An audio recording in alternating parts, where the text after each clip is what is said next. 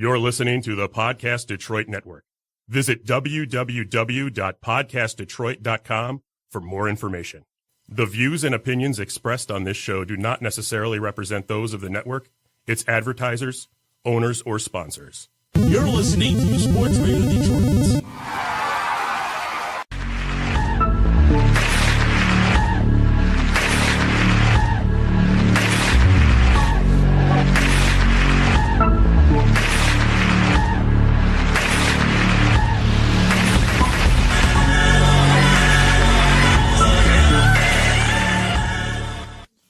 Oh, yeah. We're back.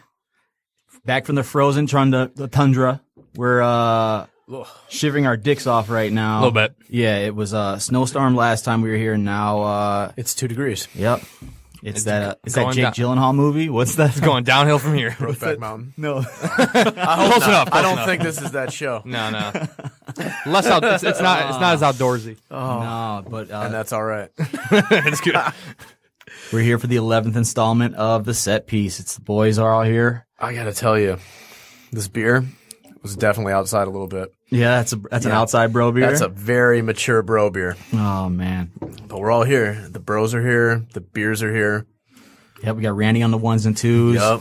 We got Mario over here making sure that our facts are all good. 100%. You want to drop our social media stuff right now? Get that out of the way. Of course. Hit 'em. Go on Twitter, the Set Piece 16, where you'll find us, and the same thing on Instagram, even though We're not as frequent. Yeah, we're not active on that. Also want to shout out to Podcast Detroit, Sports Radio Detroit. Yeah, that's what's up. Yeah, it's that winter period, and it's kind of wild right now because we only really have a little bit of a Italian league and a little bit of the Premier League, so it's over. But it's a ton of Premier League. What is it, like 40 games over? It's like it's not even 14 days. What is it? Yeah. Like 40 games in 9 days? Yeah. I mean, everybody, there was 8 games on yesterday. Another game on a day, another game on tomorrow. And then back again on the weekend. Do they play again on the 1st, right? Yeah, they should. Yeah, it should be this weekend again. It's just all. Yeah, they play in going to the normal. There's a game on the 30th. I love that. Even though, like, I don't know. I mean, out of those 40 games, how many are a good matchup? 2? Yeah, 3? I think they're good matchups because they have to play so often deep on it the gets squad rowdy. too. Yeah. You gotta go a little bit deeper. We were already talking before we came on. There was a Luke Shaw appearance, so you know that people are really mixing up It's their the bottom of the squads barrel right now. It's the bottom of the barrel when you get to Luke Shaw. And it's also really nerve-wracking at this time of year because you know that these guys are playing a lot more minutes than they should be. Every time someone goes on a run, you're kind of worried for their hammies or something. Sturridge. Yeah.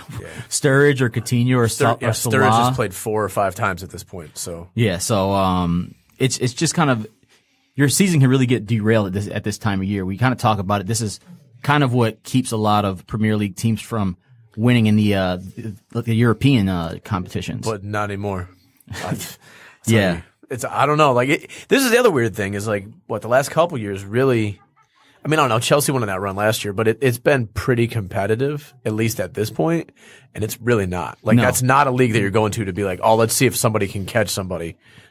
Yet, anyways. I think the top 4 in relegation could obviously heat up, but that looks like that's kind of done. So it's more, we were just talking about that too. It's more Italy, not France. I mean, I guess Spain is interesting because of where Real Madrid's at. Yeah. But really, it's Serie A is the only real interesting domestic race, competition right now. Sucks. It does suck. But before we get into that, I guess we can talk about this pack fixture list in the Premier League. Yeah, let's see what's up. Manchester City just played Newcastle. today. Yeah, we were talking about that earlier too. Newcastle sucks. Yeah, they're caca. And they're in trouble because they didn't get that sale to go through, so it's not like they're going to drop money right now. And if they get relegated, that's going to fuck that club up because Rafa's not going down again. It's really going to screw everything up. Yeah. He's done. Especially how can you value your team at $400 million if you're going to be relegated again? Right. So you kind of want that. It kind of puts the sale at a standstill but they just don't have guys. I mean, I watched a good amount of West Ham, Newcastle, and then I watched some of this today. They just don't have guys. There's nobody on their team that's like, oh, you know what? When he comes, they don't have Jermaine Defoe. Yeah, they don't have a significant goal scorer. Yeah. And all they're really good at, they're pretty sound defensively, but it's just they never have possession. Right. And you have to kind of like, if you're hoping for like some magic from Matt Ritchie, you're kind of going to be in trouble. They're going to get it. They're just going to get it next year in the championship. Yeah, that team is definitely Championship ready. But that's what Rafa was bitching about, and that's why he wanted to spend that money that he wasn't able to spend in the summer. So now he's going to have to go coach at Sevilla again. Yeah, Jose Lu is not is not the move you're looking for to compete in the Premier League right now. No, but so we were just talking about this. Tomorrow is Palace and Arsenal. On the weekend, I don't know that none of these games are particularly appealing, but I'll watch several of them. Yeah, I think it's just because there's.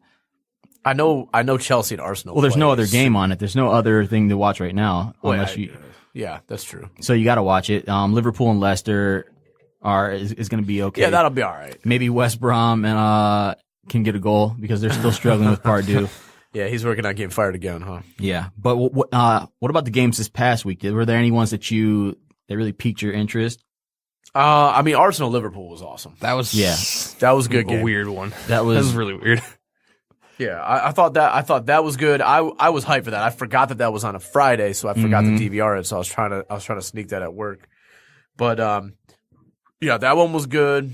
Yeah, that was pretty unreal. That was as good as that one was as bad as Everton Chelsea was. And I'm not just saying that because they tied, but like that was just kind of a garbage game. No one wants to watch Big Sam coach anybody. No one wants to watch a 0-0 game in 2017. Yeah, it was garbage. But the fact of the matter is you get a lot of complaints about Alexis Sanchez and Mesut Ozil and kind of their attitudes and them kind of wanting to be out, but they were the ones that really, really spurred on that run against Liverpool. I think they get up for games like that too, and they knew like Liverpool runs and guns, and they were like, "All right, we're gonna run." Yeah, we're not gonna have to play defense. Yeah, this is awesome. Yeah, we just showed up. Yeah, we got to score. Yeah, and I think that's the thing is that knowing that it was gonna be a wide open match, and just being able to run off those goals in succession was pretty impressive. Leicester United was a fucking good game too. Yeah, that was also a really good You one. got no business giving up that goal at the end of the game. No. I don't know what that's why they're going to end up finishing 13 points behind City is because they still do shit like that, and City doesn't do that. They do that to other people. Yeah, that was totally a brain fart. I don't understand why, if you're Chris Smalling, you even run back over there. If you I don't understand how Chris Smalling is still on that team. He obviously had some kind of groin injury, something that was he was barely able to run, and I guess he thought he had killed enough of the game off. But if you're in that position, everyone's already, and the two Robbies went after, they had subs left, right? No, they had no subs left. No, everyone's done. But the fact of the matter was he was out, and then when they were set up for that set piece, Ashley Young was marking Harry Maguire. Yeah. And then Smalling comes back in and then basically says, I got it. And then gets beat. Yes, gets beat, can't jump with Harry Maguire, and they give up that goal. And it's Smalling is garbage.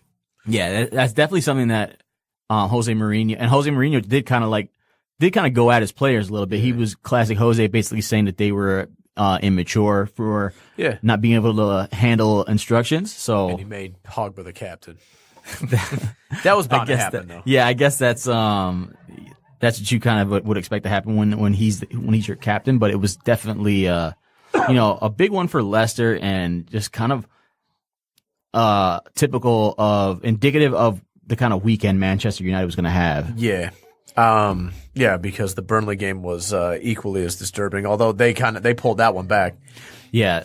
Well, I think it's good because it's funny, the first time Chelsea went in a little rut, they included the Burnley loss as a bad loss. Now all of a sudden you don't hear about that shit because they're playing everybody tough away. Yeah. I mean, Spurs smacked them, but I think they tied Spurs at Wembley.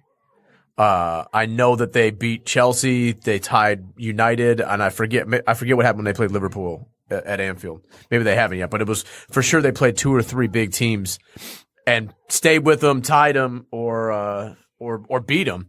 So you knew that was going to be a decent game, but United's got to win that fucking game. Well, absolutely, and that's the set piece from DeFore really kind of put them in the hole, and it was interesting to see that they were playing Ibrahimovic and Lukaku together. Yeah. And then they saw that wasn't working out, and they pulled Ibrahimovic at half, pulled Marcus Rojo, and they go with was it Mickey and Lingard? Yeah, Mickey and Lingard. And Lingard is, I don't know if you keep him as like your shooter off the bench. Right. If you keep him as like a Jamal Crawford type deal, or if you let him play the full 90. I think you got to throw him in that mix with Martial and Rashford, and it's like kind of just let those three. Two of the three of you are going to play, mm-hmm. and somebody else going to come in. Whoever's in better form. Game. Yeah, Right. That's it right now is Lingard. Because that's a nice problem to have, and I think you're right. Yeah. Yeah, it was definitely his first goal was pretty fucking. Well, the thing about Lingard is I don't like he's got really, really good feet. Yeah, and he doesn't need a lot of time on the ball to make it happen. And those two goals were really like squirrely. Yeah, they were indicative like of that. they were like he was not on goals. the ball very long. Yeah. Second one is first touch. Yes. So first touch off of like a half volley. Yeah. To even it up. No, he's not. He's nice when he's on his game. So yeah, and it's funny because he wasn't getting that run until Mickey got sent to the to timeout to the gulag again. And yeah, it seems like Mickey deserves to be in timeout right now. He might get sold out of Henrik Mkhitaryan is struggling a bit. There are some rumors for him, but I heard they were talking about trying to get him back at Dortmund. Yeah, I've heard Dortmund and Inter's in on everybody. There's always like rumors about Inter. But the other thing I think that we learned is that Harry Kane's very good at soccer. Yeah, a little bit. Oh my goodness, Harry Kane is scoring goals and goals and goals and goals. Yeah, was that his sixth hat trick in the calendar year? Back to back. No, that's his. I want to say that's his eighth because I'm pretty. No, 7th or 8th because I'm pretty sure like he has more than like some players combined. Well, he scored all three. He scored all 3 goals against Burnley, and then he scored 3 of the 5 against Southampton. Yeah, right? yeah, absolutely. And I think that he broke the record for most goals in a calendar year. It's like a 20-something-year-old, a little bit older than that record. Yeah, record. By Alan Shearer had that one. With that being, and Tottenham beat Southampton 5-2. But with that being said, do you think he stays? I do. Yeah, He does. I feel like it's Harry Kane is English as fuck. That's what I'm saying. He's English as fuck. He's living in London. Yeah.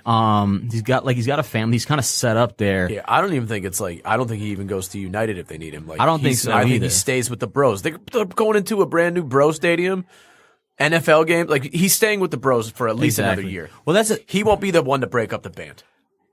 Do you think he ever breaks up the band? Eventually, I think he goes because I think they all go.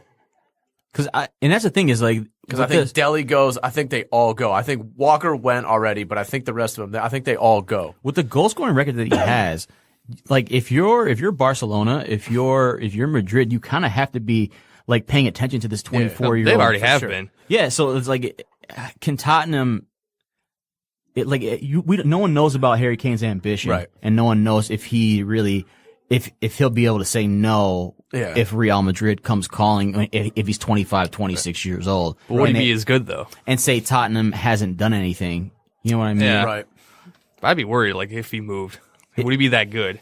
And that's the thing is, you really don't want to think that he would be able to translate, but the way that he scores goals and then the way that he makes runs, they've looked good in the Champions League. Which I think it could translate over to anything. It's weird because he's really good at scoring, but there's nothing else that he's like that really wows you athletically. He's just got this savvy, and I think that he'll be able to play Larry Bird with anyone.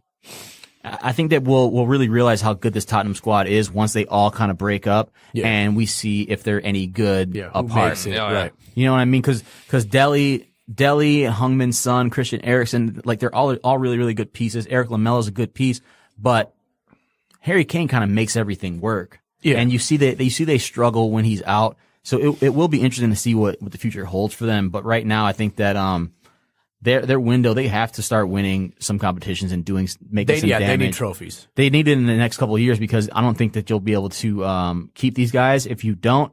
And then I don't think you'll get Daniel Levy to spend money on keeping these players unless they actually start winning trophies. Right. Yeah, so talk the table or what? Yeah, let's talk the table. It's basically right at a midway point. Yeah, and City's running away with this shit. Midway champions. But 2nd and 6th are separated by 9 points. 2nd and 4th are separated by what? 5. So that's tight. And same with at the bottom. 20th and 11th is only by 10 points. Yeah. Yeah, I mean, Newcastle's in 15th, and they're 5 points out of last. So, Yeah, so it's pretty interesting because if you're Watford sitting at 10th, you could end up getting relegated. Still. right, you're not safe.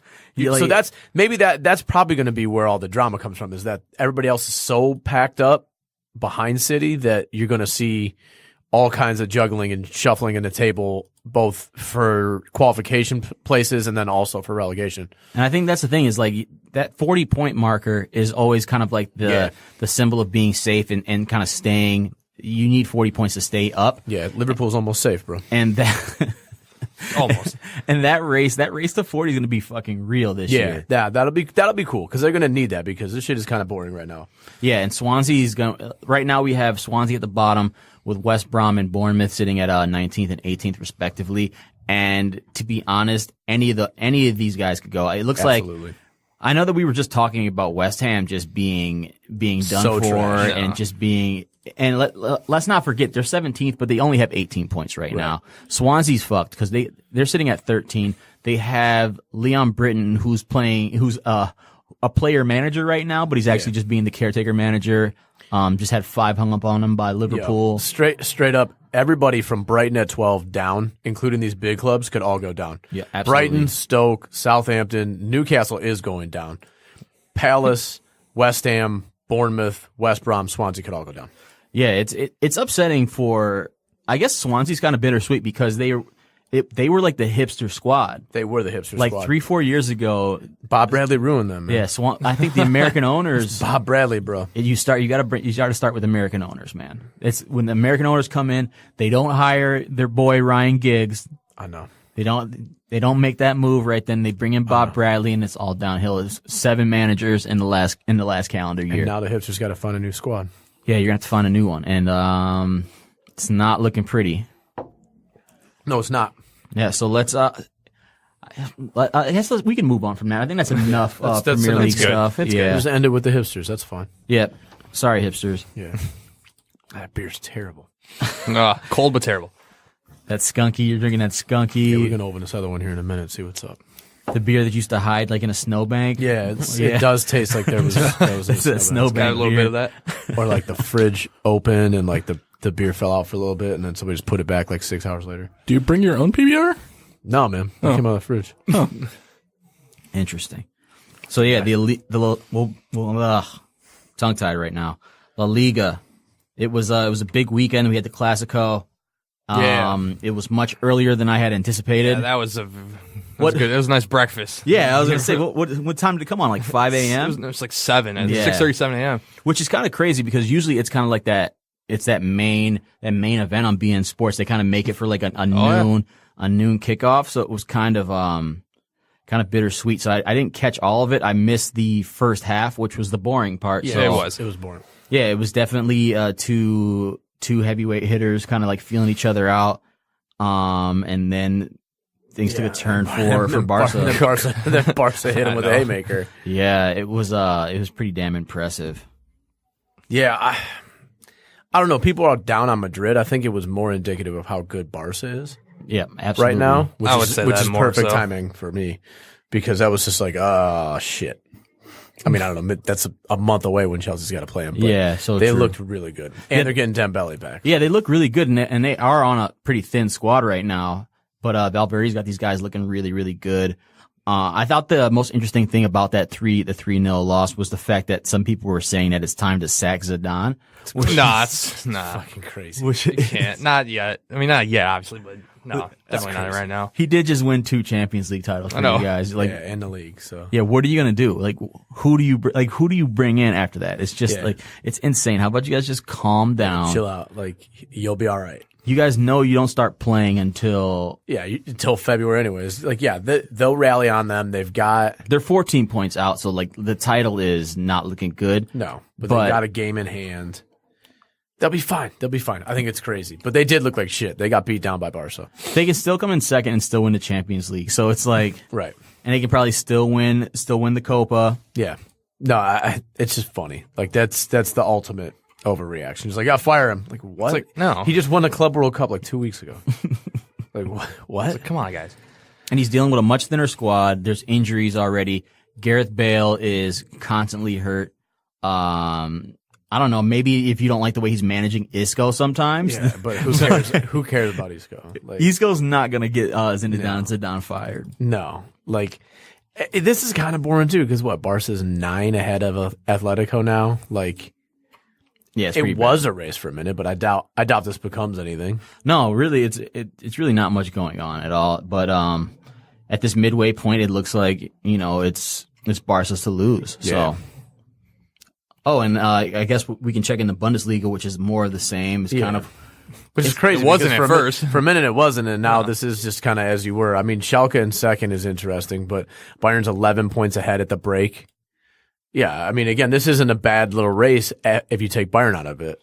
I think the thing that's interesting is you have Leipzig kind of slipping a little bit. Yeah. They're sitting at fifth, but there's not much separating them between them and Schalke. I think it may be harder for them to navigate the two competitions. Yeah. And it's kind of like that hangover where they had that really big year last year, and now you have a bunch of guys you have Keita who's on the way out. He's Van Dyking his he's doing nothing really. He makes a couple nice plays, but he's kind of being a malcontent, and he kind of wants to go. Yeah. Emil Forsberg probably wants to go. I'm sure a lot of these guys can have their foot like half out the door. So, we'll see how it turns out the second half of the season. Yeah, I mean, we'll see how it goes in a run out here. 3rd and 8th are separated by 2 points. Mm-hmm. So maybe kind of similar to the Premier League, this is going to be kind of more of the drama is going to be in the qualification positions and maybe then the relegation. bottom. Yeah. And if you're Bayern, you just hire this guy, right? Do you go out and get another manager? Or do you just kind of just ride this out? I don't know. It depends on how long he wants to stay. Yeah, unless he doesn't want to leave. I mean, if he's just here for a year, then you got to go get another guy. Yeah, but he's kind of got them looking real good. I'm sure they're trying to get him to stay. It can't be that hard to convince somebody to be a coach- manager. No, Yeah. Bayern. Yeah. No, I don't think so. Exactly. And it seems like he's playing the way they want him to play. The players enjoy. Yeah, coming no, to work now. everybody seems pumped. Even James. Even was worried. James, He yeah. was Oh, he's worried. actually getting still some trying. run, and he's doing He's good. getting exactly. We had him let's know. Ancelotti doesn't have a job yet, so we'll see if he I comes thought he calling. would be. Yeah, I thought he would be at Chelsea with Uncle Carlo. But yeah, I mean, so that we'll see how that goes with the run out there in the Bundesliga. But the real the real race for the title is still in Italy right now, which is weird because it hasn't been that way for like 6 or 7 years. Yeah, it's basically just been Juventus all day, every day, and now they're still in it. They're in it, and there's a little bit of competition, and there's for 1 and 2, and then you have a couple people that are kind of just lying in wait. Yeah. I mean, to me, the top 5 spots here kind of separated themselves. There's Napoli on 45, Juventus is 44, Inter has 40, and then Roma 38, and Lazio is 36. So I think any of those teams really could end up first or second, but it's certainly at this point looks like Juventus is probably going to make sure they handle this again. Yeah, I'm sure that they're going to wake up pretty soon. They may shake something up, maybe make a couple shrewd moves in January to kind of make that, get them over the hump. I'm hoping for Inter because that's good for the league. Yeah, absolutely. They can win that. I'm always open for anything in Italy. I'm just kind of sick of seeing Juve. I enjoy them in the Champions. I just like seeing them play against other other talent, other European teams, squads. Yeah, because I like seeing them try to figure out how to get anything against Juve. Oh yeah, the Tottenham Juventus tie is going to be awesome. Yeah, I'm really looking forward to that. Mm-hmm. But yeah, this is the one. If you're if you got beIN Sports and you want some exciting shit to watch, and they're playing over Christmas, so definitely check these out. Do we have what are any decent upcoming fixtures? Let's see. The answer to that is We got Inter and Lazio on the 30th. okay. And yeah, so that's basically the main one. We got Inter and Lazio playing 30th at noon Eastern time. So check. I'm sure that'll be on beIN Sports. Yeah. And if you can't watch the whole thing, you can watch the 90 and 30, which is always on point. So I guess we can check in on another extremely boring table. What's going on in France, Pat? More of the same. I think PSG is still winning, and they are. Yeah, you are right. Yeah, big time. You're right. They're I up think 9 points. Yeah, you can tell how garbage this league is because Monaco is garbage this year and they're in second. Yeah, and Lyon is kind of that. They're tied with Lyon, just different, just goal differential. Yep. And it's also because I think Nice was at like 17th about 3 weeks ago. Now they're sitting at 6th. Yeah. So that's how good your fortunes can change in France. But at least Nantes is in 5th. I'll take a Yeah, I mean it's good to them. see. It's good to see the right teams stacking up behind PSG, Monaco, and Lyon, and Marseille. And But- Grandpa Ranieri's doing all right and not, so that's always Right. good to see. Right. So, but this isn't a competition. Not at all. No. So No, and it's not even a European competition. We basically have to just see how PSG and the boys play against the other big boys, but they'll have plenty of fucking rest because no one's this trying. league on is sewed up. Because no one's trying on the weekend. Absolutely. And I think this is our second favorite time of the year. Yeah. Is January transfer period.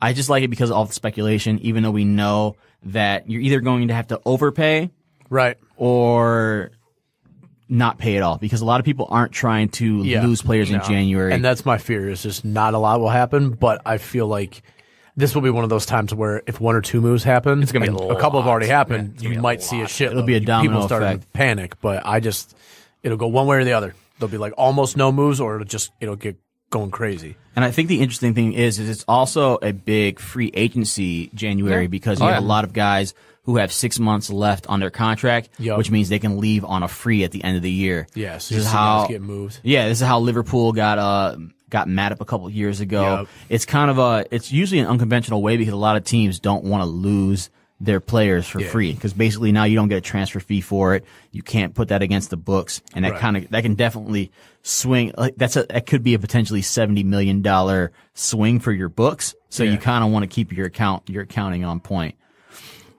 So it's kind of the usual suspects that we had at the end of August. It's we got Alexis Sanchez, Mesut Ozil. What do you think happens with those Arsenal guys? They're not going anywhere in January. I think they both leave in the summer. I think so too. More so, yeah. I think that and Because Mesut's Arsenal's kind of still in this shit too. yeah. So, Arsenal's still in it. They're sitting at what are they sitting at 6th? yeah. They're in 6th. Yeah, they're sitting at 6th, so they can still make a pretty decent run and try to get. And they definitely want to do well in the Europa League. Right, they got that Europa League run coming up. So, So there's no way that you can replenish your squad for losing those two guys right now. There's been a couple small blurbs about Ozil, nothing that sounds legitimate. no, I can't imagine they're going anywhere just because No. Arsenal will have blown up their squad in the middle of the year if they did that. Yeah, it's not something that Wenger does. Wenger's trying to re-sign Jack Wilshere, so it doesn't seem like it's not like he's trying to. He doesn't want to sell any of Oh, his he players is. ever. Like Yeah, he Kieran totally Gibbs is. had to leave on his own. Like he kept Kieran Gibbs about 4 years too. I know. too long. So Shout out to Kieran Gibbs. another guy who hasn't signed a new contract is Liverpool's midfielder Emre Can. You think he leaves? Juve has been looking at him for a Juve's been while. looking at him hard. I'm thinking that they might make a move, and I think that it would be hard for Emre Can to turn down Juve. Yeah. I think that he'll be able to play a lot there, and they can guarantee him play. Where right now they're shuffling. He's kind of like backing up Jordan Henderson, which is trash. Yeah. So I'd be out. and they've had trouble trying to get they've been really far apart in the contracts. I don't know how many hundreds of thousands they're apart now, but I know that he wants to get paid, and I don't know if Liverpool wants to pay him like that. So I could see him moving. It would hurt, but with Keita coming in, I don't know how much it'll hurt. I think if we lose him and Coutinho, and then we try to replace that with Keita and Lallana, that'll suck. Yeah. So I don't know. I'd Get like that money though. I'd like to keep Emre Can since we're obviously going to lose Coutinho at the end of this year. So Yeah. and then we have Stefan De Vrij Yeah. Tell me about him. from center back from was it Lazio? Mm-hmm. Yeah, that's lots. Yeah, he's got 6 months left on his deal. He's a Dutch player, really really good center back, and he could go anywhere. It's there was some Liverpool rumors until the big move that we'll discuss in a little bit.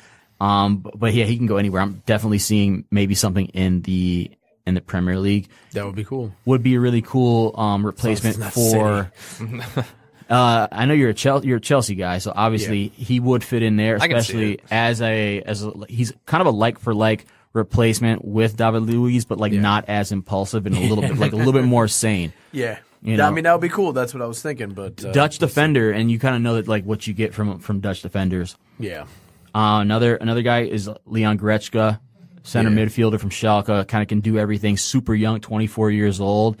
I've seen rumors for Juve going in on him and Emre Can, just like reshaping that whole midfield, which is fucking possible, you know. And then the big news that we had today, Virgil Van Dijk from Southampton. I'm really glad he didn't go to City. Been pouting since August. Basically, Liverpool signed them, had him signed for $60 million, and bragged about it on just basically tweeted about it. Yep. Confirmed the relationship before, just went real Facebook official way too fucking early. And Southampton threatened to take legal action. Couldn't get the sale done. Manchester City came in this week, and they wanted to sign him as a backup. And I'm pretty sure Virgil was not feeling that. No. So it was a $75 million deal, most for a defender, I think, in history. Yeah. Yeah, I don't think he was trying to back up John Stones. No, he's not. Yeah, 26-year-old Dutch guy, really, really, really good. Tall, fast, great in the air. He's definitely going to improve Liverpool, and we can kind of get Lovren Finally the fuck show out him of the there. door. Get him the fuck out of there. What about Coutinho? What happens to Coutinho? Does he go in January? No. I don't think No, so either. wait till summer. You can't do it in January, especially it's same thing with Alexis and Ozil. It's just going to blow up your squad. And the fact of the matter is Barca's still only talking about $140 million over installments. Yeah, fuck that. Get the fuck out of Yeah, here. exactly. Fuck you. Are they waiting for that Neymar money to clear? You already had the Neymar money to go. Just make that. So that's the thing is Liverpool's not going to sell him for $140 million. They're going to sell him for $200 fucking million. Yeah. And Barca's going to have to pay it because Barca's been flirting with him all this time. Yep. Coutinho's going off. He scored the most goals from outside the 18-yard box in Premier League history. And they've got that Neymar money. Yeah. And everybody knows it. Everyone knows it. So he's not going to come cheap, but he's definitely going to go. And I can't be mad at him. Right now, he's been a really good teammate. He's still playing well. He didn't pout. Right. So if they go at the end of this year and it's just a quarterfinal, if you lose in the quarterfinals of the Champions League and you finish third or fourth in the Premier League, right, you really have no business keeping Philippe Coutinho. No, you don't. No. Because he deserves, at this point, he's kind of made that leap. He deserves to be playing for a squad that's going to be winning domestically and competing and playing in the semis and the finals of the Champions League. Yeah. No, more power to him, but I think you're right. He goes in the summer. Yep, and also we had a little rumor going around about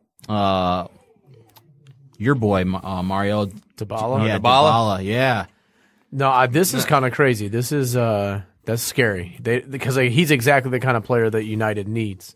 Yeah, and that's the rumors that he's kind of he's been out of form a little bit with Juve. He's kind of getting a little antsy, and he's kind of been known to want to move. He kind of forced his way out of Palermo. Yeah. Who knows? And United, obviously, Jose Mourinho wants to spend more money, and he wants it now.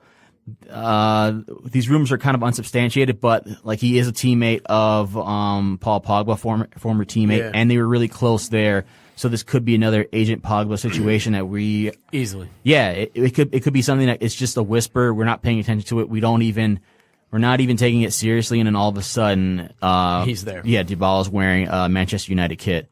And if you've yet to see him play, I suggest you just watch the first 20 minutes versus Barcelona in the Champions League last year. Oh, yeah. So he'll definitely change. When he's trying, Yeah.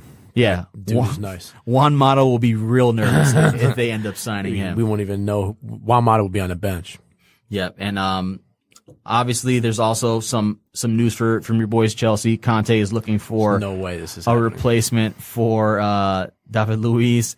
And for some reason, they're trying to leak the Daily Star trash ass mag. Just so you know, the Daily Star is trying to link Leonardo Bonucci to Chelsea. I see it more with Man City. I thought at first.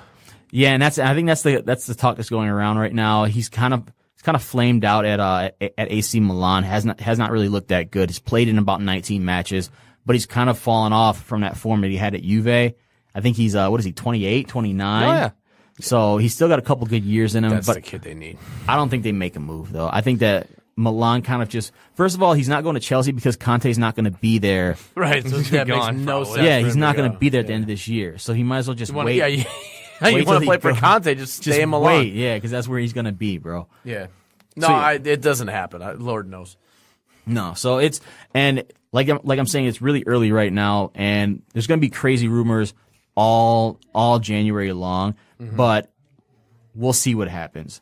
There's still Ross Barkley still out there. He needs to go some run. somewhere. I think he's going to the Bros. I think he goes to Tottenham. I think he wanted that too much. Yeah, there's a number of teams, and there's a number of players who, if they want to play in the World Cup, they kind of need to go onto a squad. So even if it's for a short loan period, or if it's for just a full out sale. To mention, unfortunately, Daniel Sturridge. Yeah. He's looking for play time. He wants to play in the World Cup. David Luiz is like that. David Luiz, Michy Batshuayi. Oh yeah.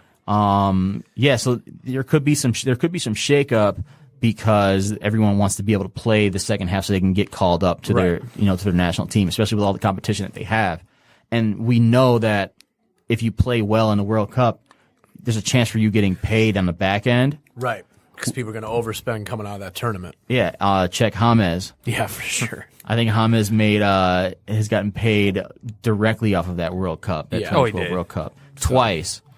Yeah. Once to Monaco and then back to Real Madrid. Yeah, so he's still eating off of that. So everybody it's a big, wants to big be that. tournament. So you're right. It'll be interesting to see how that affects moves in January. Guys that want to go someplace just to get some run, just so they can get noticed. Yeah, also. And also look out for that panic buy from somebody in the bottom half. Yeah. Oh, It's gonna be happen. somebody. Yeah. You never know. They're probably gonna like spend some money on a striker who's not even playing right now. Yeah. And then all of a sudden West Ham's got a new striker or something like that. Or Newcastle. Watch for like a really like a panic buy for Andy Carroll. West Ham fans just got excited. Jesus. Are we pouring out some liquor now? Yeah, We are. Down in the championship. Damn, homie. In high school, you were the man, homie. Yeah, I mean Garry Monk will be all right, but Garry Monk did get sacked by Middlesbrough. Only managing for 6 months there. Isn't this his third squad in like the last 2 years? Yeah, I swear to so, God, yeah. I swear to God, he was manager of Leeds. He was. Yeah, he was the Leeds. manager. Okay. He was at Swansea. Basically, helped Swansea. Yeah. I think they hired him really, really young. Built that legacy at He Swansea. came in after the barrage. Yeah, he came. I think he Was followed he the after? barrage. Yeah, was he he was- after the? Was it Braj, Roberto Martinez, than Garry Monk? Maybe. I think. Yeah, he might have been after. He might have been after Yeah. Roberto Martinez, but he's really he young. followed the Was there Braj. for a while and really turned out a good couple of years with Swansea. Yeah. The hipsters loved him is probably because he had a hipstery style haircut. Maybe he'll go back and get hired. He there was now. very brash, and now 6 months later, what is Middlesbrough ninth right now in Something like that. the Doesn't say championship? this. Something like that. Yeah, so 6 months there, fired, and who knows what's going to happen? But yeah, like you said, it's a really strong possibility he could end up at Swansea again. Yeah, which is funny. You get sacked by a team down in the championship and end up back in the Premier League, but he could. But he'll be in the championship pretty soon. Yeah, so. yeah. Don't worry, he'll be back. Speaking of being back, then Middlesbrough turns around and gets Tony Pulis. Oh yeah. Yeah, the Shell-Toe God is back. Yo, they're going up now. Yo, he they just probably are. He took a nice little vacation. Yeah, Went like to the 2 Adidas weeks. outlet. Yep. Bought like Fresh. 75 pairs of red track pants. Yeah. And white and red shell toes. Oh, Could no. lead him into the playoff. and Yes. win That's it all. exactly it. Bought Going to 68 Wembley. red dad hats. Yep. And now he's ready. Middlesbrough is they're ready to go. Can't wait. And I think I know they're sitting at the middle of the table, but it's not too far to get into the playoffs. And they're kind of set up for Tony Pulis. They're really big behind. They're really strong defensively. And Oh yeah, they're a championship team. They're totally set up for him. and they don't score goals. If you remember them from last year, they don't score goals. So it's actually Yeah, it's that'd be perfect. it's That's perfect obviously for why him. he came back. Yeah, they're sitting at seventh. seventh. Okay. 7th after this weekend. So that's a pretty nice run. He can definitely get them up there. It's only 2 or 3 spots for them to get in the playoffs. And He's got to go up one spot. and then he can 3 choke. through 6 get in. He can choke a bunch of games out once he gets there. So. Absolutely. Oh, yeah. All he's got to do is get up to 4th and just chill. And then they just got to choke out a tie and get to Wembley. I can't wait for him to start making calls on like really, really old, washed up white dudes. Yes. He's like, what's Michael Carrick doing? Yeah, I was just thinking, it was like Carrick, it was like Johnny Evans randomly. But. Trying to build like a really, really solid team from 2011. Hey Stoke, you sure you still want Darren Fletcher? Charlie Adam? Because who he's gonna bring back? He's gonna bring back fucking Ponytail the Undertaker, Jonas Olsen. Oh man, Scrub ass Jonas Olsen. no. Yep. Yeah, he's just bringing assembling him a really back. solid squad from 2000. He's bringing his West Ham squad from 2014, Yes. and they're just gonna bring him back down there. Yes, he's ready. I can't wait. Call up James McClain. Well, we're here too. QPR, man, it can't get relegated out of the second league. No, don't do that, QPR. I mean, price tag probably goes down, but Yeah, I know. Well, if they get relegated down to the fourth, we can definitely probably buy pick 'em them. up, Yeah. Do a Portsmouth. yeah, but then we'll have to be over there like painting the sheds and like That's fixing all right. like the chairs and stuff. But it's life of an owner. Find a nice Jamie Vardy. We'll be right back. That's right. Sell his ass. But yeah, shout out to the Shell Toe God. Glad to have you back. If I knew where championship games were played, I have no do I idea. have to stream it? I don't know. I think so. It's ESPN3, right? Do I have to But watch it on MySpace after one? I have no idea. Like I said, I was in a bar last weekend and I saw one on TV and I was like, "How the fuck did you find that?" I think they sometimes show one game on BN like every weekend, but Do they show it on tape delay like they do with the Turkish league? so I think I think most of the time it's live. I know they show the playoff final on BN, but that's about it. Yeah, but I won't be watching Middlesbrough. So No, not at all. not Didn't watch them last year. Not watching them this year. Yeah, absolutely. Farmers Market special. Yes, for sure. Now, with that being said, we've been in Europe for way too long. We need to bring it back to the homeland. Time to bring it all back home. And it's time for the America First MLS Minute. Randy, hit it. Your last. You know.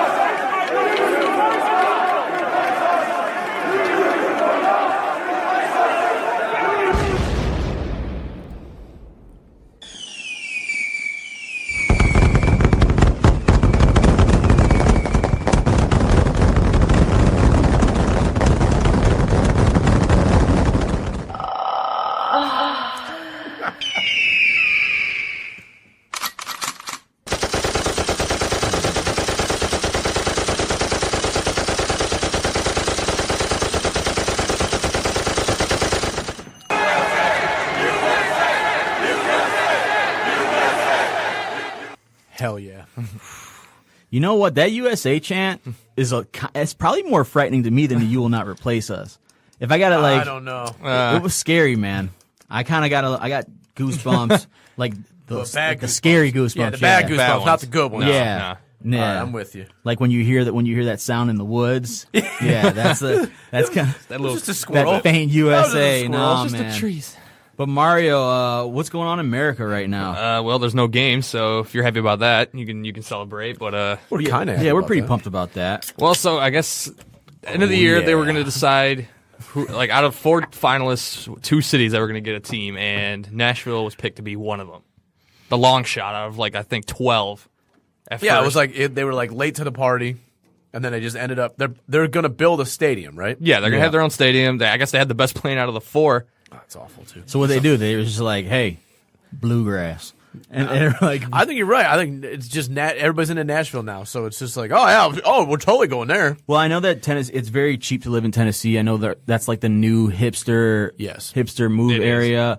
I think I'm going to 2 bachelor parties there, so I know that that white dudes are really loving Nashville right now. I've also been to a bachelor party there. That's what I'm saying. If you're It was a nice bachelor party. That's what I'm saying. If the bachelor party, if it's a bachelor party location for like white dudes who want to be for just white dudes who aren't douchey but they're still douchey, They can embrace it. Yeah. Yeah. So me. Right. So it's the perfect place. And yeah, and obviously that place needs an MLS team. that's exactly what I was thinking. No, I think they are still focused on making sure they hit enough places in the South. They've added Atlanta. They're going to add Miami. Nashville counts. Dallas. Because I know when the league first started, they had a Miami team and a Tampa team, and they folded or they moved. So I think that's a concerted effort to make sure that they hit southern cities, and this just was an opportunity for them to do that. Oh, yeah. Absolutely, and I think that it also plays into the it helps the attendance numbers because it's going to be basically a warm-ish area. Right. So your attendance is always going to be kind of on point there. You can pack the seats, and I know that Atlanta did crazy numbers, and it's kind of the demographics are between Atlanta and Nashville are kind of similar. They're A bit. Yeah, they're looking at what's happening in Atlanta and going, okay, and then they're looking at the fact that they just packed an ice rink into the middle of June for the Predators and going, yeah, we can make a run at this. Absolutely, and it's I think that the city's still growing. There's still more people moving it's one of into the there. fastest growing cities in the United States. So metrically, it makes sense. Absolutely unfounded claim. Low but facts don't matter. If that number mattered, Mario would have looked it up for us. So Yeah, so he just let it slide. He's So it letting must it slide, be so shit. it Must be must not true. be It must be big a going deal. pretty well over there. No, I'm honestly baffled by this because now you can tell that Detroit fucked up this bid by moving it to their primary location as Ford Field because I thought this was a slam dunk. It's just like get the fuck out of here. We've got 2 NBA owners. We're getting a team. All of a sudden, it's like whoa. Yeah, now if you're in Detroit, if you're a Detroit fan and you're hoping for professional soccer right now, you need to be hoping for an Eric Wijnaldum run. Fucking Christmas US Soccer miracle. Federation. Hell yeah. Yeah, because then that could Do it ourselves, damn it. do it ourselves. Promotion, relegation. You can create your club. You can build your stadium Damn right. where you wanted to build it. Gores and Gilbert. Gores and Gilbert, and then you can grow that team grassroots style and then get up into that top tier. I think that if they don't get it in this other spot in this next round of expansion, I think they're just going to lose interest. They'll go build a glass building someplace else. Yeah, absolutely. I think that's possible. And I could also see Gilbert taking it personally and then like really lobbying, Strong arming the strong-arming the U.S. Soccer Federation into making the president who he wants. Like, he's got enough money to It's become true. a player into this. If he wants in, I think he can get in. It's true. No, and here's the other thing that it being Nashville is kind of fucked up because I assumed that Detroit would get in and then one of Cincinnati or Sacramento would get fucked. But now for us to get in, both of them got to get fucked. Oh, yeah. Absolutely. Which could happen. Man, they have better plans, I personally think. Cincinnati has the Cincinnati only has a thing good we got plan. going right Yeah. now is that we have 2 NBA owners and now an NFL owner on board. That's the only thing we have going. The rest of it is garbage. Yeah, our game plan is trash, and now it is definitely going to be hard because especially with Columbus going to Austin, which is going to happen. Yeah. they're going to want to gift a squad back to that Probably. area, which means and Cincinnati's don't get one. Cincinnati's got a really good successful USL squad. They've been putting up good numbers, so they Right. kind of have a club to kind of pull from. They could basically they could just pilfer that squad and just set everything up right there. I don't like it. No, I don't like it. I really wanted to see an overweight Mario Balotelli playing for the Detroit Yes. for Motor City Football Club, and now I may not see that. Motor City Soccer Club. Yeah, God damn it. Oh, well. We still have DCFC. Yeah, We'll be exactly. cool with that. Uncle Eric, we need you. Yeah, if you go to sleep every night, just pray for Eric Wijnaldum to make this run. And make things right. Oh, thank you. All right, FC Dallas. FC Dallas just pulled an Orlando Magic. You remember that when the general manager posted a picture and then showed his whole free agency board and plans? Yes. Yeah, that's outstanding. FC Dallas's technical director definitely just did the same thing. Yeah, and I think that shit's funny, but I think almost as funny, like you guys were pointing out, is some of the guys are on a list where it's like, this is a pretty audacious list if the Wi-Fi will work and I can scroll. It's audacious as fuck. The fact that they are looking at players that play in Europe right now and are in the Champions League It's crazy. Just like they're not coming to FC Dallas. Yeah, it's pretty damn funny. And I don't know how the pay structure works if they're going to be able to come up with the transfer fees to even make a lot of these moves. Yeah, River Plate, Basel, try to sneak somebody from FC Cincinnati, Frankfurt, Cologne. But some of these guys are actually decent. Yeah, that's what I'm but it's saying. just saying, like, can they really get them? That's the Yeah, question. I don't think they can. No, That's I don't the think whole they can thing. either. I think that shit's funny. That's not loading at all. So yeah, it's definitely a trash ass move, bro. And I don't know. And I think the funniest thing about it was the article was like, were they serious? Maybe they were doing this to kind of like throw out little feelers and say, hey, we're looking at these players, and they did it on purpose. right, yeah, but Bro, get the fuck. Get the Is this whole all an fuck outta elaborate here. ruse? No, that guy just fucked up. Get the whole fuck out of here. That's just a dude who doesn't take a lot of social media posts. Not thinking at all. Exactly. But it was real. It was real America. It was American as fuck. Yeah.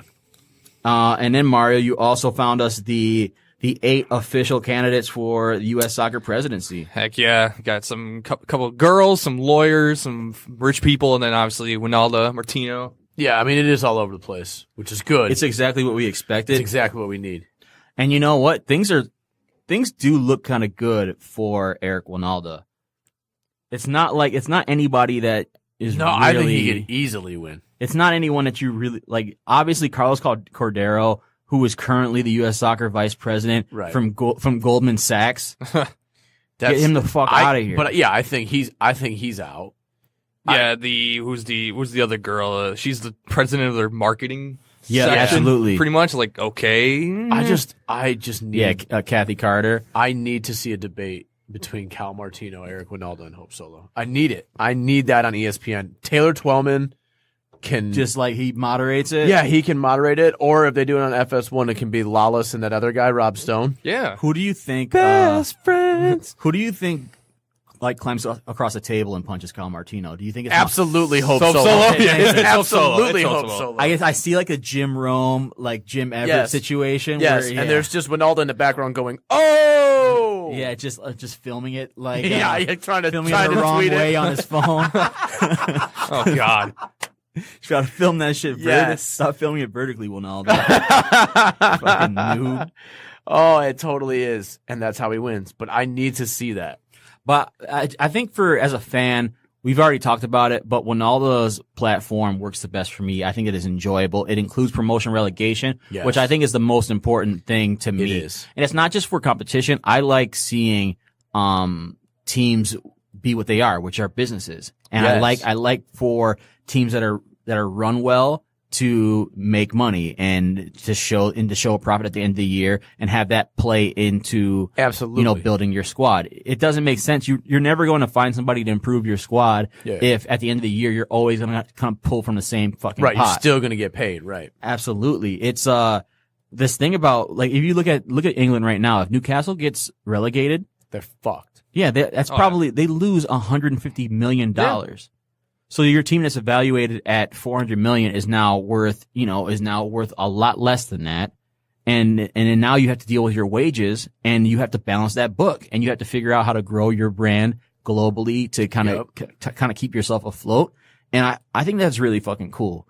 The thing that I love the most about Europe is the fact that you can go around and if you look at Crystal Palace's website, their website is trash because they're a trash ass team. Yeah, so you know what I'm saying? So it matches. Yeah, Yes. everything fucking matches. Yes. They're all trying to sell you merch, and like that merch is so that they can fucking either pay somebody on pay That's an equipment exactly manager. it. Or Like, like, they're trying to pay, like, please buy a t-shirt because we're trying to pay staff. yeah, we have to pay the mortgage on our fucking That's stadium. exactly it. Just like, we owe, rent is due. It's the end of the month. How many times has Buy a Arsene Wenger scarf. said that we had to buy Rob Holding because we had to pay the mortgage on the fucking, on the rat infested Emirates? God damn. The fuck out of here. Oh, So yeah, Wijnaldum is the one that I'm running for, and I'm hoping Yes. that he wins.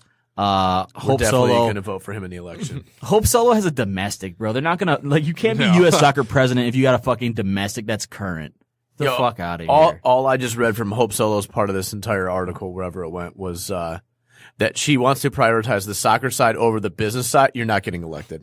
You're not getting elected. Yeah, that's super broad, but you can also tell she entered the race 2 weeks ago. Like she just found out it was happening and entered it. Yeah, it's just like you're going to run on not giving a fuck, spending all of the surplus that they have on youth soccer and equal pay for women. Good luck. Yeah, no, that's not gonna work. Yeah. So I hope Uncle Eric or Kyle Fuckboy makes it happen too, but you can't lead with that. Yeah, Kyle Fuckboy, like I would like to if he has to win, it's okay, but I think that he wants to kind of keep the model the same. He kind of seems like a company man that just wants to wants to suck off the MLST. That's exactly it. And if he gets elected, he's never going to grow that rapist mustache back, and that would be a shame. So he cannot get elected. You're absolutely right. Let's keep him out of there. All right. Speaking of MLS, their marketing kept us out of the World Cup. Yeah, this is an investigative report from Mario. Yeah, Mario, I know tell us some, what's like, up. So I guess Danny Williams, a guy who is like in and out of the national team, who I personally think he should be in the team more. For but sure. No, I guess like he was like looking at the rosters for our last couple World Cup qualifying games, just like why are there so many MLS guys and why are they always playing? Stupid. Yeah, it is pretty wild. And he basically said that he heard that MLS marketing influenced the roster selections. Yeah. So I guess because they were always playing the same players back to back, and like, especially in the more important games where they needed guys who were rested up, or even a little more experienced European players, but they just weren't putting them in. How many guys did they have for the MLS play? How many guys did Arena call up for? What was it? It was only 30% of the roster played outside of MLS. Yeah, and you know what? I think there's definitely some merit to this because if you look at the hex and just the way that the hex is set up, they were probably thinking like, hey, we can win this with whoever. Yeah. So put in some dudes that are in the MLS so we can pump up the MLS, Right. say we qualified with our homebred players. Right. Arena he's an MLS manager, so I'm sure that he's kind of like he definitely wants to show that pride and say he's an MLS slapper, yeah, so for sure. I'm pretty sure that it wasn't like an Illuminati style meeting that they had where they drank virgin's blood and This they is the plan. No, I think that you're just like, hey, this is an easy ass thing. Like we can beat Trinidad and Tobago. Fuck it, we'll do it. Yeah, play these dudes. I even like that random stat they like put in here, like the game that at the Azteca in June, they said they only had 4 MLS players on the squad. And then in the more important games, like the Honduras one in September, they had almost the entire lineup. Wow. Yeah. Yeah, trying to tell fucking Jeff Cameron he's not fit and playing Omar Gonzalez ahead of him. And he played for Stoke for 90 minutes on the weekend. Absolutely. And Danny Williams, who's playing for Huddersfield, getting regular minutes, and you're gonna play Bedoya, who flamed out of Nantes.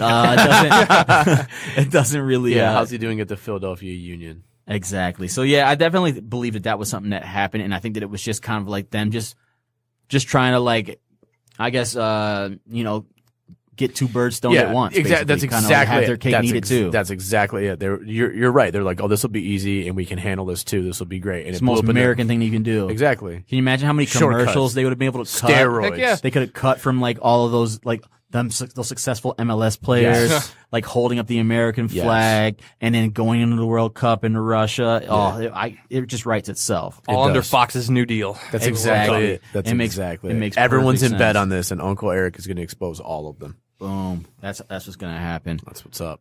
All right, what else? So what'd you hear about this Laurent Blanc? Yeah, tell us more. Because I guess like he said that he didn't want the offer because it wasn't like a country that he's like, I don't like it that much. It's Yeah, like fuck him, man. I'm not from that country. It's gonna be weird for me. But No, then you're not.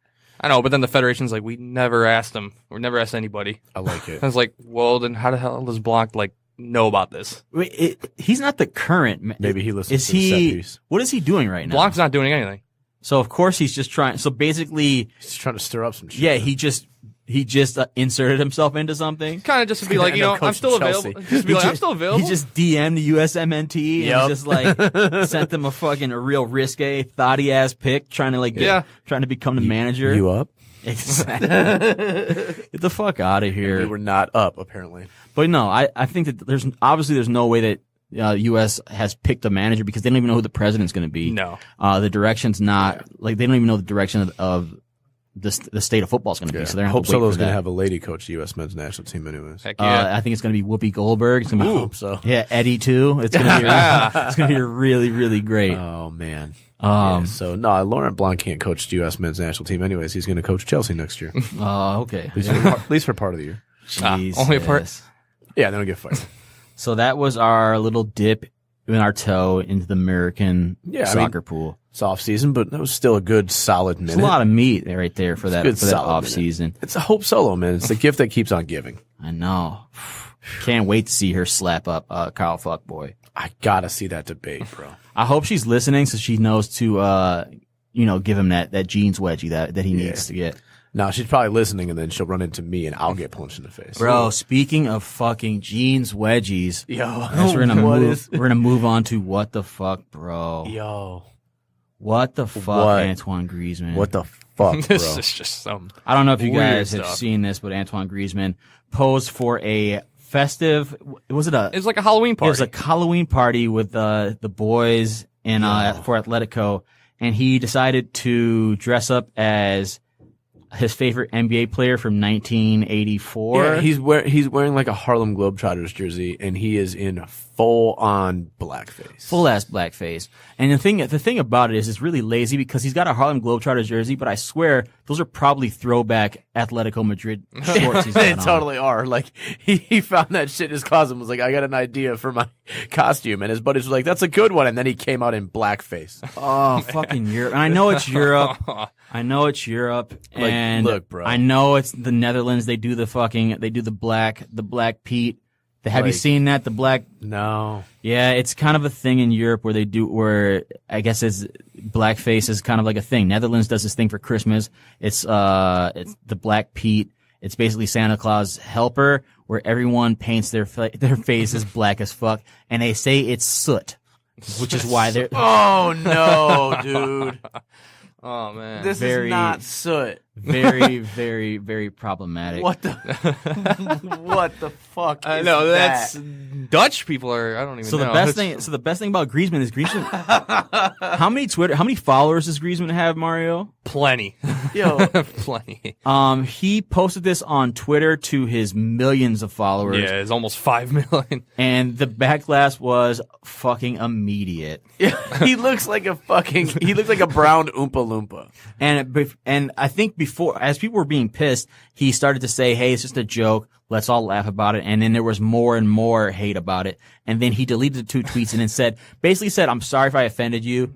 M'excuse. So it's basically the most French, French way. Translate something to like, I admit this is awkward. Nah, it's like, pretty okay. fucking terrible, bro. Yeah. So I think, on a set piece, we brought in our correspondents on racial relations, and I'm gonna have Randy play that little clip right here. This is Paul Mooney's thoughts on the whole Griezmann situation. Everybody want to be a nigga, but nobody want to be a nigga. How about that? That's exactly what it is. Griezmann is Right, Paul. Griezmann's a fuckboy who grew up in France, loves hip hop, loves basketball, loves to dab in his spare time, listens to Drake. Really, really, really wishes that he woke up as a black dude. But when it comes down to it, he does not want those problems. Yo, what is Paul Pogba's text to him after he saw that look like? Well, Paul Pogba's text is definitely like, bro, the fuck. I think it's nothing. He hasn't sent it yet. Just- He's just a bunch just of- not just talking a to bunch him. of Not yet. periods. Not yet. Yeah, he's It's- just not even talking to him yet. It's problematic as fuck, and it definitely puts a damper on one of my favorite players. I've already sold him in my my go, FIFA. you gotta go. FIFA 18, he's already sold. I made a ton of money off of him, and I brought in a black striker, a real black striker, not a face painted one.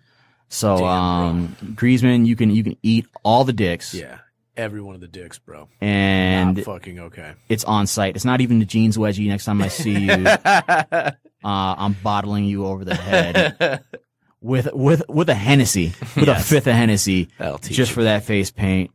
Eat a dick and burn in hell. There you go. All right. Moving on.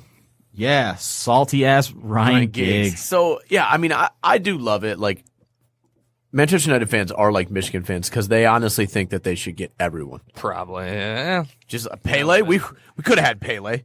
We You don't even know. We could have totally had Pele. Actually, we didn't even want Pele. Yeah, he wanted to come. He came for a tryout here, and we were like, I guess you're all right. But like, we didn't need him. Nope, didn't even need him. So this is along those lines. This is Ryan Giggs, also salty because he got slapped in the face by Louis van Gaal. And So he's just- not United's manager right now. Right, because it's Jose Mourinho who put him on timeout too.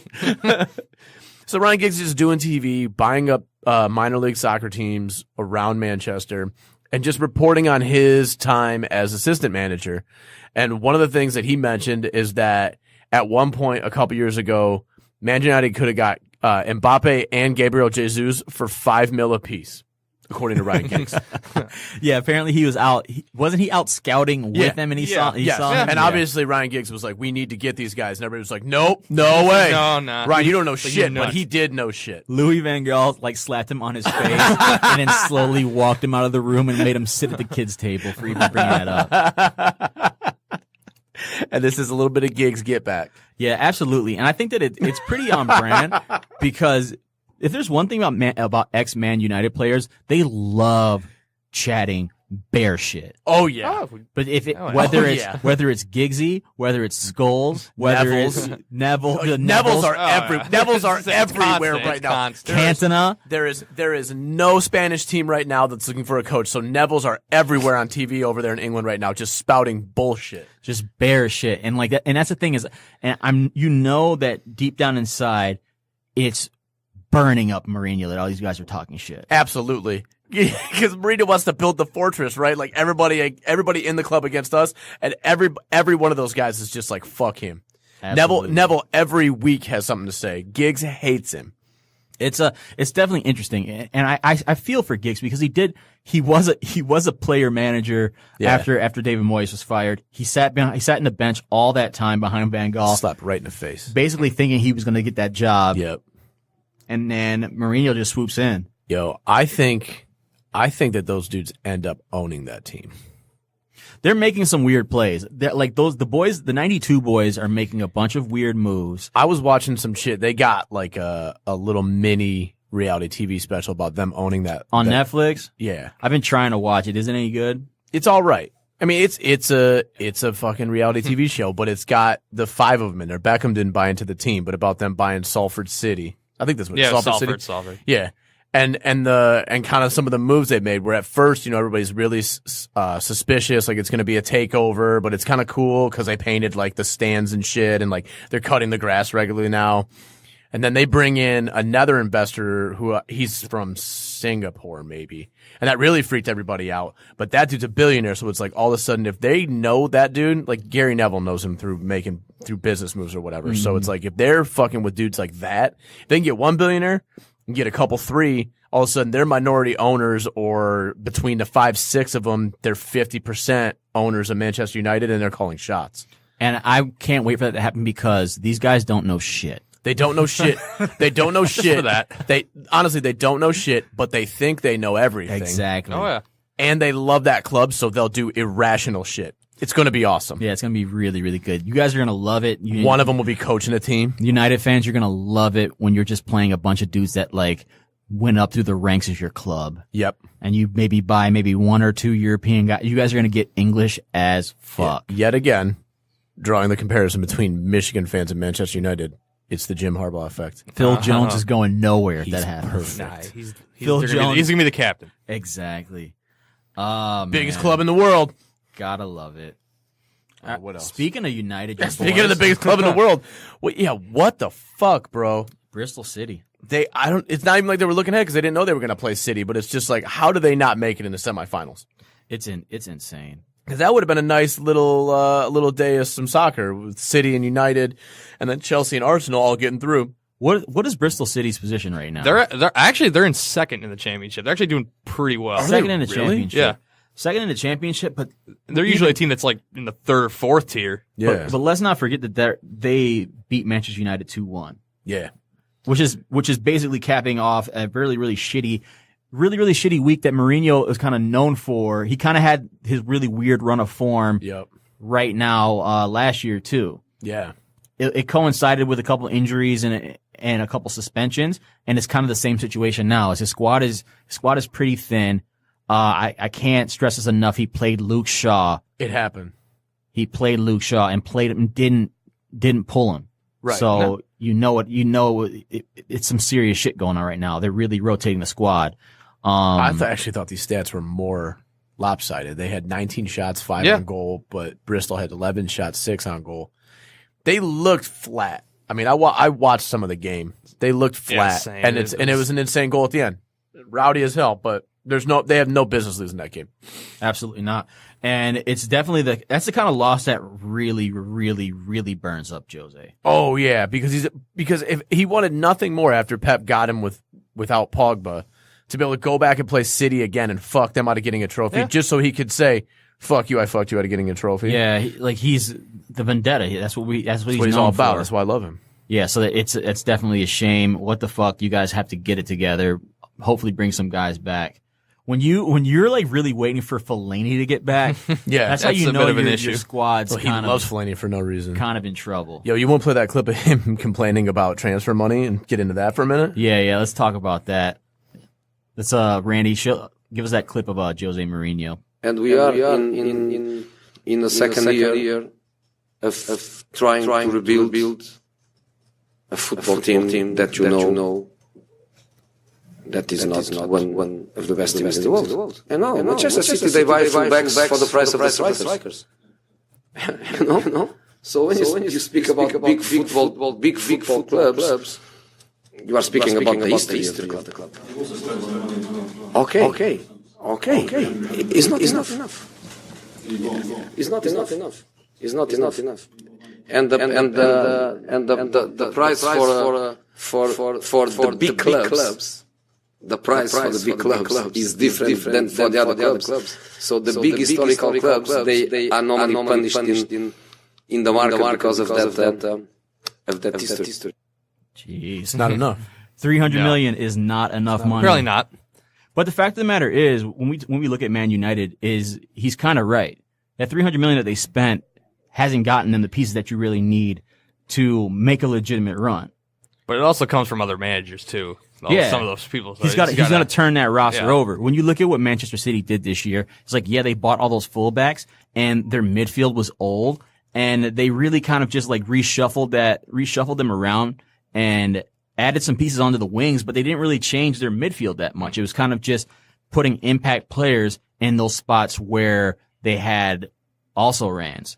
Oh yeah, and man, you thought they had a couple of guys that were just gonna throw in there like, oh, we could, make them better, kind of develop them. Showed them they haven't. I gotta see if I can find this. And this is the thing: is you're not going to win anything in a European competition with Ashley Young playing left back or right back. No, as much as you love him, like, it's not happening. Yeah, he's a great player, really gives you good effort. But if they can turn those back positions into I guess marquee players or game changers, then their squad is a lot better. I think in the midfield, they're solid. Up front, they need some work. Maybe they can move out Mickey and then kind of maybe get another scorer, or maybe give Lingard a little bit more run. But I think it's that back row is where they really need the work. Dybala is the perfect kind of player for them. They definitely need Dybala, and they definitely need a legitimate left back, and they need a legitimate right back for when Valencia's hurt, and then you need a legitimate center back pairing. Yeah, you do. Bailly's that guy, but he can't stay healthy. Right. So Rojo can't stay healthy either. Rojo can't stay healthy. Lindelof is still kind of working the kinks off. You need to spend $80 million for a center back. Yeah. You need to spend $80 million for a left back. Yeah. You need to spend, like, maybe you might be able to get Danny Rose for $60 million. Yeah. I mean, hey. Yo, this is funny. I did see this, and I hadn't heard that clip until you sent it to me later today. But somebody posted on Twitter, they found a starting 11 that Mourinho could get for $300 million. It's Alexis, Griezmann, Dybala across the front, Ozil, Goretzka, and Verratti in the middle.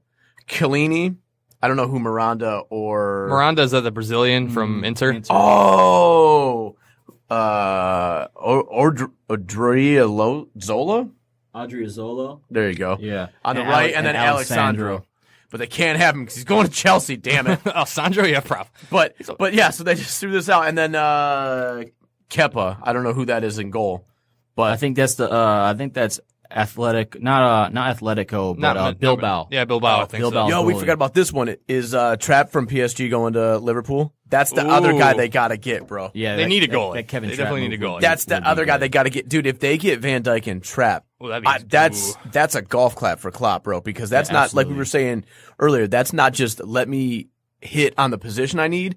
These are the dudes that are available that I needed to get in those positions. Yeah, those are big ass. That would be nice. I forgot about that shit. So yeah, Man United is definitely, they're not in turmoil, but they definitely need, this is definitely going to be a season that it's not a make or break, but you can kind of know what needs to be done. Yeah. Like once this little run and see how it turns out in Champions League, I can definitely see him spending a shit ton more money. Yeah. And I can see them giving it to him. Yeah. Here's the thing. I was about to say, like, if they go deep, maybe they don't spend as much money, and if they flame out, they're going to splash cash.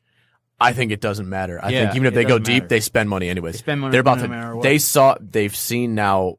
Pep spent all that money in whatever that was, 10 days, and look what it flipped his team. It turned his team into a different team, And Mourinho will know what guys he needs. It's not like they'll just throw money at somebody, but they'll get all of his guys now. Like if anything, like he's got to keep looking salty, but he's got to be happy about this because they have to listen to him now. Absolutely. And he's going to get his one more year. Something cool will happen in the third year. They'll win some big trophy, and then he'll get in a fight with somebody and get fired or leave or something like he always does. Absolutely. 3.5 years and be out. So.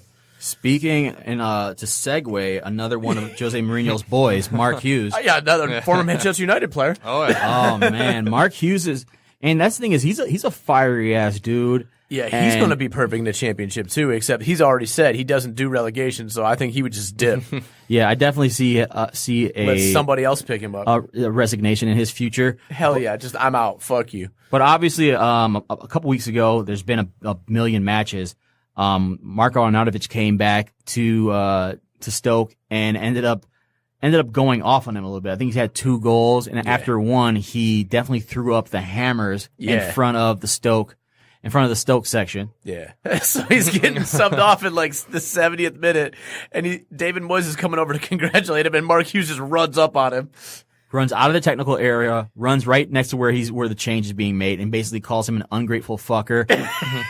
Fans him off the field, and then calls him another fucker just for good measure. Because Mark Hughes doesn't play. And I also believe that Mark Hughes also said that Marko Arnautovic is lucky he made it to the dressing room unscathed. Okay. Unscathed. And he meant it. Okay. That's the thing. That wasn't like an empty threat. Like Mark Hughes would have scrapped He was him. trying to give Marko those hands, His coat's off and which going is for him. fucking hilarious. Mark Hughes, we're gonna miss you, but Yeah, I but he'll like be that back. I like that he's going out like an angry Swinging. old man. Yeah, I'm he'll all be for be that. back. Mark Hughes is going to be fucking awesome on English TV for a little bit though. Yes. Ooh, Like he's going to goes be on he's there. going to Yeah. be The awesome. hottest and fiery and spiciest takes. Yes, that's exactly it. It'll be perfect. Then he'll get a job somewhere. Absolutely. Looking at you, Wofford. Double up on Arnautovic news. Yeah. So I had not seen that, and then I found this. They're playing. Who the fuck did they play this weekend? They played Bournemouth. Yeah. So they're wearing the change kits. They got some powder blue shit on, and the kit man just straight up spelled his name wrong. It's not even close. Kitman was definitely hungover. Is that what you're saying? Yeah, and was Probably. just like, I know there's a bunch of vowels in here, and just threw them up, hoping it was all right. I also like Arnautovic just rocking it. Like, did he know? Were No. they just like, I guess you got to wear this, or was he just none the wiser either? Just put his jersey on and rocked it. I feel like he had no idea, and I think that's even funnier. Is because when you walk into the dressing room, they have your number It's not and your facing name forward. on It's the definitely the they back show of it. the jersey. The back of the kit so is you showing. know where you're sitting at. So he walked up and was like, "Yep, that's me." Sat down and put that shit on. Just threw that bitch on, bro. Definitely spelled his name incorrectly, and we don't like. Obviously, no one knows. This is the first time you've probably ever heard Marko Arnautovic on the goddamn pod, so we don't even give a fuck. But obviously, no one knows how to spell his goddamn We'll be name. checking in with him now, though. You double up and what the fuck, bro? You're in the Yeah, running. you're on the radar now. Attaboy. I'm sure. Welcome to the show. Unintentional, but hey, welcome. Exactly. Welcome to the show. He also got a reckless ass red card earlier in the year. Remember he did. that? No, he's crazy. And I like he him. kicked the gym bag on the way out. Oh, yeah. No, I Yeah. like him, man. I think I liked him at Stoke. I like him here. Especially if he's in another relegation battle after bitching and making that move to West Ham. Yeah, like, oh, I'm never going to do that again. He's right in the fucking middle of it with David Moyes Want to coaching play at a him. big club? There you go. How's that work out for you? Oh, man. All right, it's Christmas season. We found a video that was a brief history of the best Premier League Christmas parties. We don't need to go through them. I mean, the greatest hits, all the usual suspects are there. Joey Barton putting a cigar out on a teammate's eyelid. The Spice Boys feature in the countdown. Tottenham twice.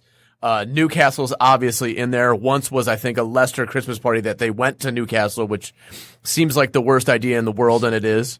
Yeah, absolutely. I think my favorite one was definitely Joey Barton trying to put a cigar out yeah. in somebody's eye. Because that's just so Joey. Right, but the best part about it was, one, his explanation where he was like, no, you don't understand. I didn't mean to do that. I was just trying to put it out on his face, and I missed and hit him in the eye.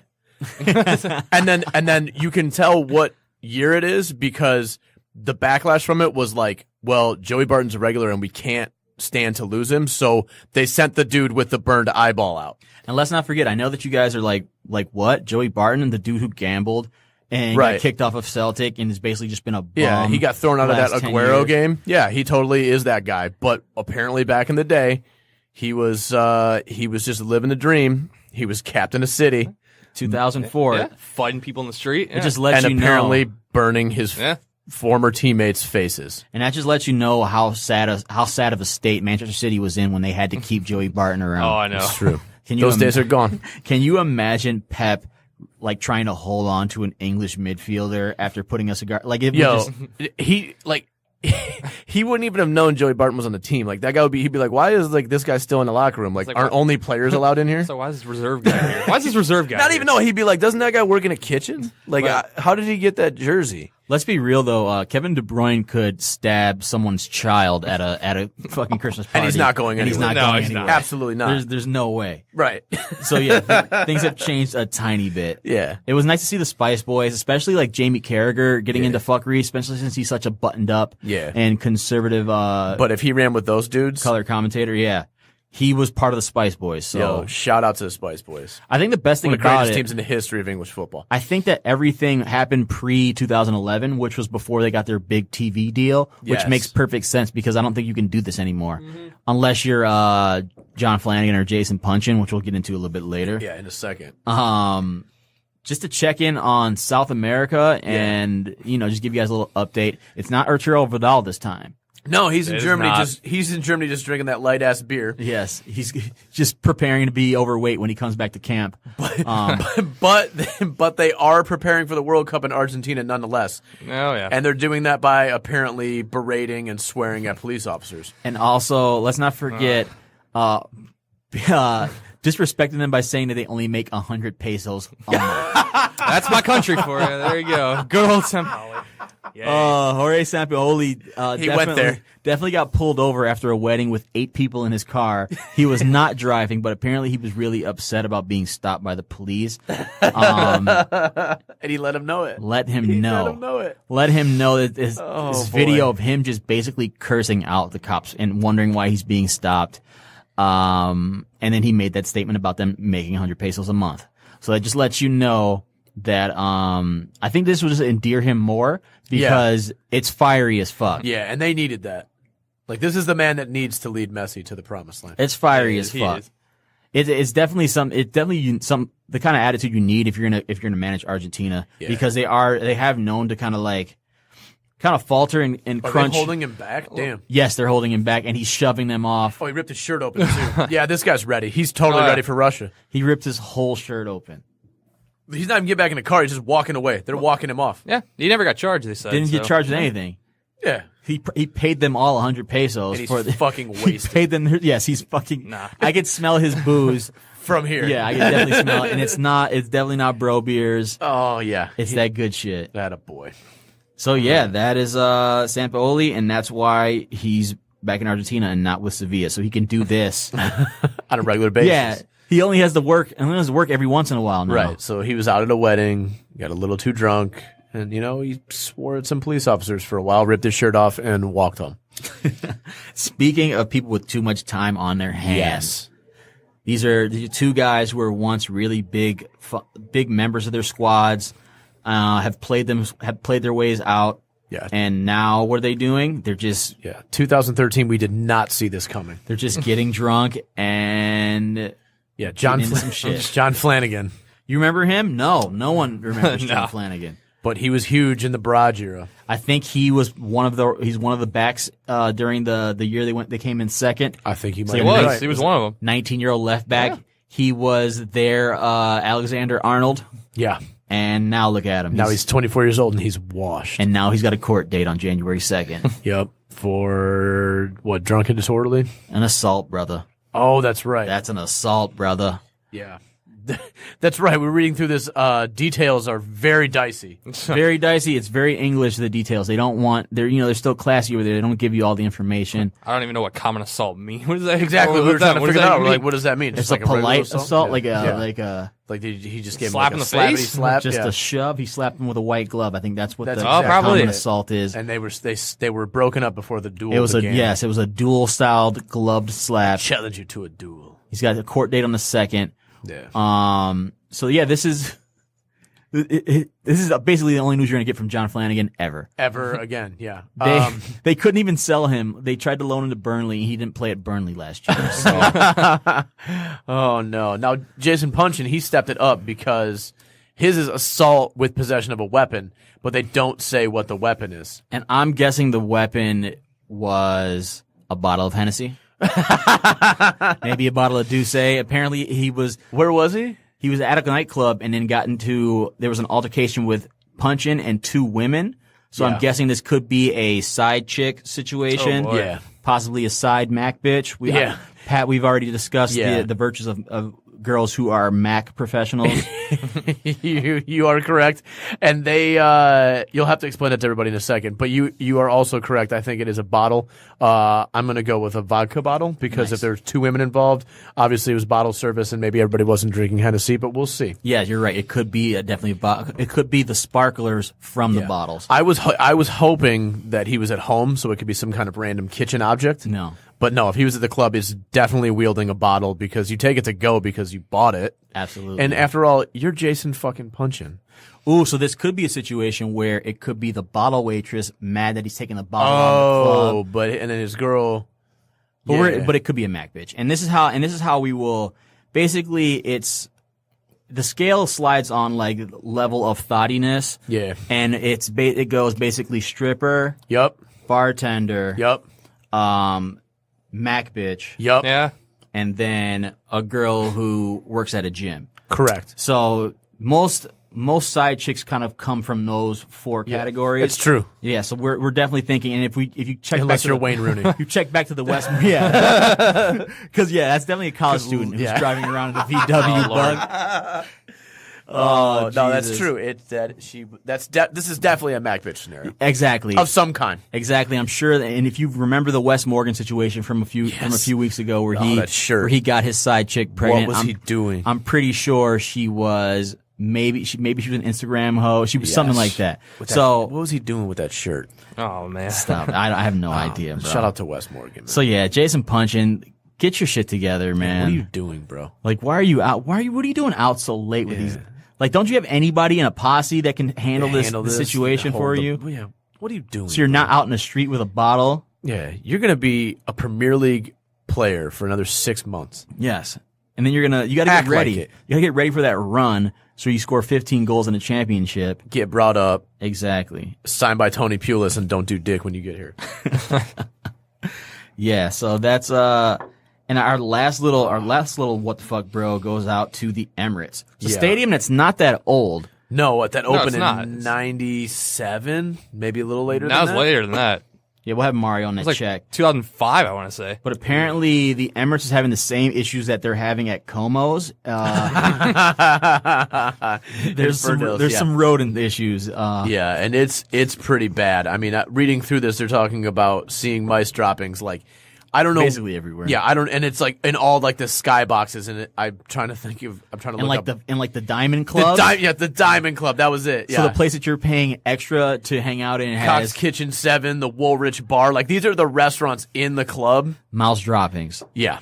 It basically looked like a lady's house at Hoarders, like in an episode of Hoarders. And they were everywhere. Everywhere. And apparently they've eradicated the situation, but do you believe them? I don't.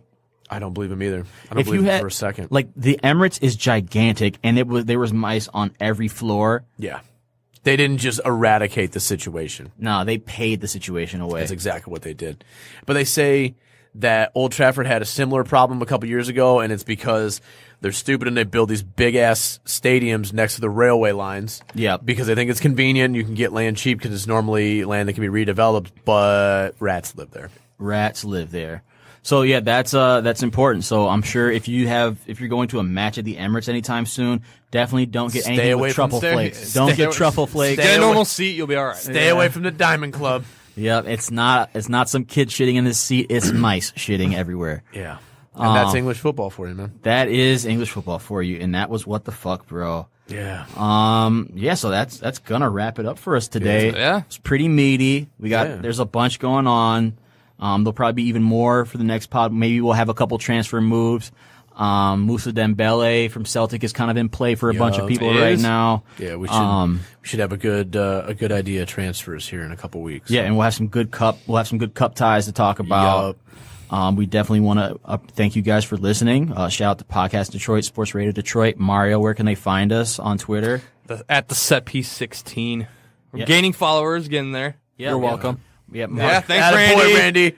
Yeah, Mario's doing a great job providing content, and then like when racist stuff happens, I will tweet every once in a while. So that's kind of like how that's going down right now. We got a system. I'm at about two tweets a week, and Mario's keeping the content churning. Yeah, 2 tweets ahead of me. We want to thank you guys for the listens, and we'll be back before you know it. We're gonna have Randy play us out. Thanks for joining us at the set piece. Yep. Slop on my knob, like corn on a cob. I break a bitch, like China did Rob. Put her hoe to work, like she went and got a job. Everybody hit, man, welcome to the mob. Pull up in another whip or some, yeah, a different one. Fuck up another vip or some, I've been killing them. Smoke another zip or some, Billy. This has been an SRD production.